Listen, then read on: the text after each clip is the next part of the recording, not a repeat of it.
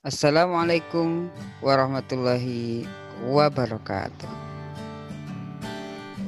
Bismillahirrahmanirrahim. Ketemu lagi dalam komentar Muslim. Kali ini ada sebuah judul, yakni cukupkah pemerintah hanya minta maaf? Loh, kan Idul Fitri, bagus itu minta maaf. Baik, tunggu dulu. Mari kita lihat seperti apa sebenarnya yang dimaksud oleh judul komentar Muslim kali ini. Ya, masih pada Bapak Wakil Presiden kita yang memunculkan berita. Beliau menyampaikan, kami pemerintah mohon maaf karena memang bahaya belum hilang. Bahaya corona ini belum hilang. Untuk menghilangkan ini bukan sesuatu yang mudah. Karena Indonesia ini selain corona juga merupakan virus yang sulit dihadapi. Kita bangsa Indonesia itu memiliki jumlah penduduk yang besar dibanding negara-negara Amerika Serikat, kata Ma'ruf Amin dalam siarannya di kanal YouTube BNPB Kamis 21 bulan Mei. Lebih lanjut, Wapres menyinggung wilayah Indonesia yang sangat luas menjadi faktor kesulitan tersendiri dalam menghadapi wabah ini. Baik, lalu seperti apakah komentar kita? Permintaan maaf Wakil Presiden Ma'ruf Amin meski patut diapresiasi tapi tidak menunjukkan persoalan yang sesungguhnya. Pandemik coronavirus 19 hingga jelang akhir Ramadan kemarin justru menunjukkan grafik yang meningkat. Pada tanggal 21 Mei, jumlah warga terinfeksi tembus 973 kasus. Lalu 22 Mei mencapai 634 orang.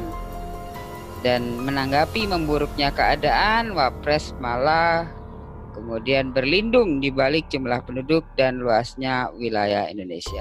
Padahal melihat jejak rekam penanganan pandemi oleh negara, persoalan terbesar justru pada pemerintah sendiri, bukan sekedar luas wilayah, dan juga bukan pada jumlah penduduk.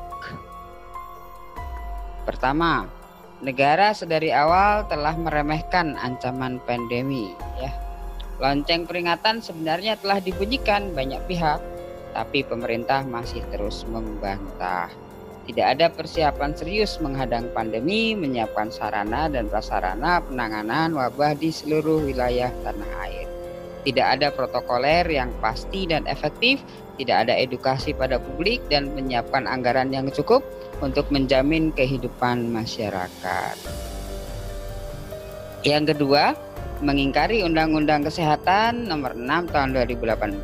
Padahal undang-undang itu ditandatangani oleh Presiden Jokowi.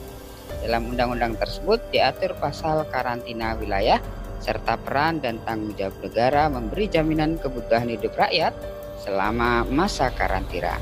Namun pemerintah mengelak dari aturan tersebut dan memilih PSBB. Kalau begitu untuk apa undang-undang yang dibuat dengan biaya mahal malah diabaikan?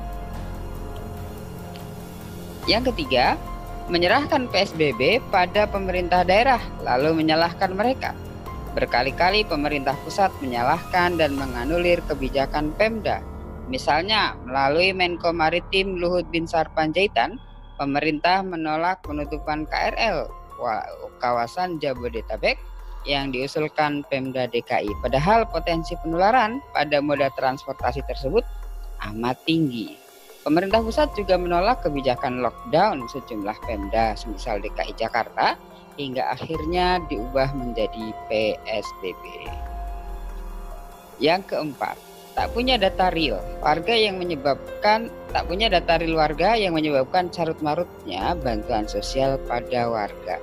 Parahnya lagi, keadaan ini menyebabkan terjadinya konflik di tengah warga antara yang mendapatkan bantuan dengan yang tidak.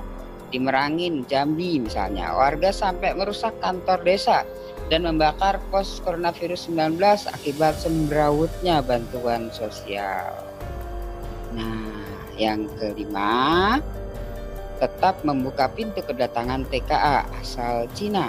Ketika negara lain menutup jalur kedatangan dari luar negeri, terutama dari Cina, pemerintah pusat tetap mengizinkan TKA tenaga kerja asing asal Cina berdatangan. Hal ini memicu konflik dengan warga dan Pemda setempat. Dan yang keenam, inkonsisten dalam kebijakan. Pemerintah pusat berkali-kali menunjukkan sikap inkonsisten terhadap keputusan mereka sendiri. Selain menolak lockdown, pemerintah juga pelin-pelan dalam persoalan mudik, melarang mudik tapi tetap membuka jalur transportasi, memulangkan balik arus mudik darat dan merazia bus serta berbagai kendaraan, tetapi membuka bandara hingga terjadi penumpukan penumpang. Melarang aktivitas kaum muslimin di masjid untuk sholat berjamaah, Jumat, taraweh termasuk sholat Idul Fitri, tapi membiarkan mal buka dan dijejali pengunjung, termasuk konser BPIP dan sebagainya. Karenanya, pemerintah tentu saja tidak cukup hanya meminta maaf, tapi juga harus bertanggung jawab atas semua persoalan yang berkaitan dengan wabah. Permintaan maaf itu terkesan meminta rakyat untuk memaklumi ketidakbecusan dan ketidakseriusan pemerintah. Padahal akibat kebijakan yang semrawut ini, nyawa rakyat dipertaruhkan. Sekian dan terima kasih. Selamat Hari Raya Idul Fitri 1441 Hijriah. Taqabbalallahu minna wa minkum, siyamana wa siyamakum, wa kullu am wa antum bi khair. Mohon maaf lahir dan batin. Wassalamualaikum warahmatullahi wabarakatuh.